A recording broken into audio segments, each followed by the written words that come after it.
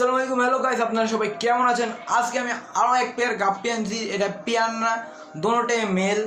কেন কি আমার সে আপনারা ওই ভিডিওতে দেখছেন যে আমার প্রতিটা গাপ্পি জোড়া জোড়ায় ছিল। পরে আমি অনেক ইউটিউব তারপরে গুগল সার্চ করে দেখি, ওরা বলছে যদি আপনি গাপ্পি ব্রিডিং করতে চান তাহলে আপনার একটা ফিমেল গাপ্পির সাথে দুইটা মেল রাখা হইয়া দরকার। তো আজকে আমি আরও দুইটা মেল কিনে আনলাম। তো চলেন আপনাদের মেলগুলো দেখাই। আর যারা ভিডিওতে নতুন প্লিজ সাবস্ক্রাইব দ্য চ্যানেল। আর কোনো কথা বলবো না, ভিডিওতে চলে যাই আমরা। তো এখানে আছে আমার ওই গাপ্পি মাছের পেয়ার মেল দুটো। আচ্ছা, আমি এবার একটু খুলে দেখাই আপনাদের।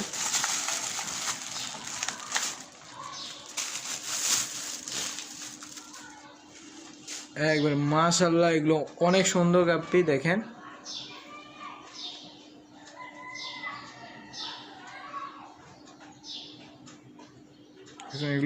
এগুলোকে এবার আমার এখানে যে গাপ্পির পন্ড আছে আমি ওইখানে ছাড়বো।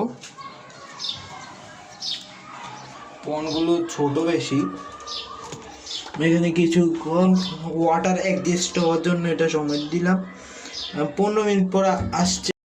তো আমি এগুলোকে 15 মিনিটের জন্য এখানে পানি সাথে অ্যাডজাস্ট হওয়ার জন্য দিয়েছিলাম। দেখেন অনেক সুন্দর মাছগুলো, ফিনও অনেক বড় বড়। আমার আগেরও প্রচুর গাপ্পি আছে, এগুলো দেখেন নতুন মেহমান আসে এই জন্য তারা স্বাগত জানাচ্ছে। আর আমি এখানে গাপ্পি ব্রিডিংয়ের জন্য দিয়েছি। এখানে আমার মনে হয় দুইটা ফিমেল আছে লোডেড, আর এখানে আমার মলি মাছের ট্যাঙ্ক আছে। আর কালকে আমি প্রচুর কচুরি বানাচ্ছি। দেখেন এখানে ছাদের ওপরে আছে, এখানে বড় বড় রাখছি আমি। আবার এগুলোকে ছাড়ার পালা।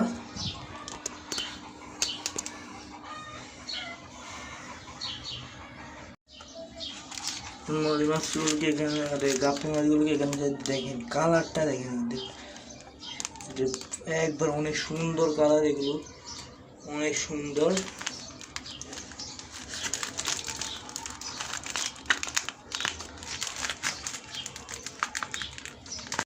আপনারা যারা এই ভিডিওর এ পর্যন্ত এসেছেন প্লিজ একটা সাবস্ক্রাইব করে দেন আর বেল আইকনে টিপ দিয়ে দিলেন যেন আমাদের ভিডিও আপনার কাছে সবার আগে পৌঁছে যায়।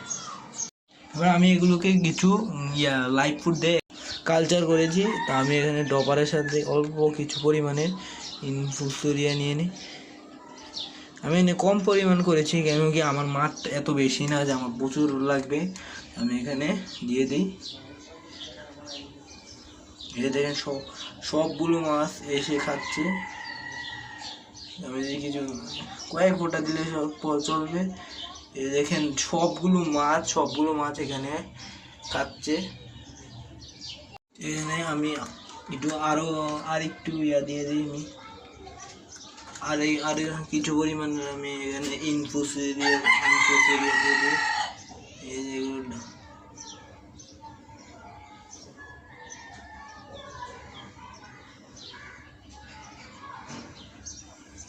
আমি এই ট্যাঙ্কে কিছু পরিমাণ দিয়ে দেয়। এখানেও আমার